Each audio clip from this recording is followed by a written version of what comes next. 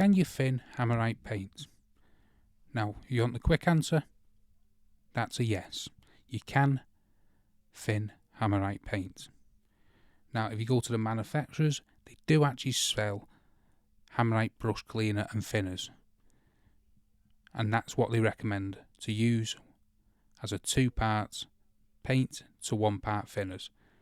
However, I've found that if you use the same ratio and you use a cheap white spirit, you'll get the same result. So, the answer to can you thin Hammerite paint? Of course you can.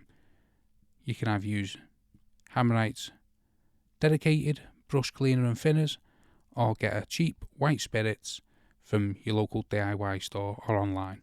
Both will work, but never use water. Always use white spirits or the official Hammerite cleaner and thinners. So hopefully that helps you out if you're thinking of thinning your Hammerite paint. If it does, smash the like, smash the subscribe, and thanks for watching.